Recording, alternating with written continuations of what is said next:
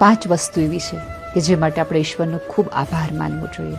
Tyre ચાલી ચાલીને ઘસાઈ જાય છે, તૂટી જાય છે, ફાટી જાય છે, પણ આપણા પગના તળિયાઓ ચાલીને દોડીને કૂદકા મારીને ઘસાઈ નથી જતા. કેવી કરામત છે ને ઈશ્વરની.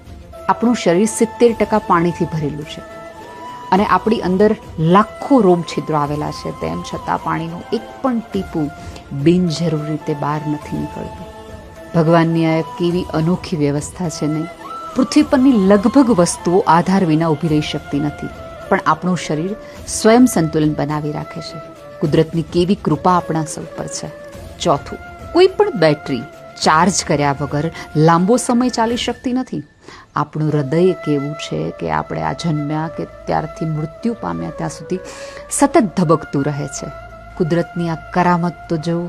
અને પાંચમું, કોઈ પણ મશીન કે પંપ 24 કલાક કામ કરે એટલે એ આવરદા ઓછી થઈ જાય છે, પણ આપણી નસોમાં વસતું લોહી એ રક્તકણો આમ ને આમ ફર્યા કરે છે. આપણે પહેલો શ્વાસ લઈએ કે છેલ્લો શ્વાસ લઈએ ત્યાં સુધી આપણા શરીરમાં જ રહેલા ઈશ્વરના આવા 5 વરદાન માટે ઉપરવાળાને આભાર માનીએ. ઠાકરને એટલી ખમા કહીએ અને એટલો આભાર માનીએ કે એણે આપણને સૌને આટલી સુંદર વ્યવસ્થાનો ભાગ બનાવ્યા. રોજે રોજ આપણને આપેલા સ્વસ્થ શરીર અને સ્વસ્થ સ્વાસ્થ્ય માટે ઉપરવાળાનો આભાર માનીએ. કારણ કે તમે શારીરિક, માનસિક અને સાંવેગિક રીતે સ્વસ્થ હો તો જગતનું આ તમામ સૌંદર્ય તમને ગમે અને તો જગત તમને સ્વસ્થ લાગે. કાયમ હસતા રહેવા માટે તમારું અંદરથી સ્વસ્થ હોવું પણ જરૂરી છે.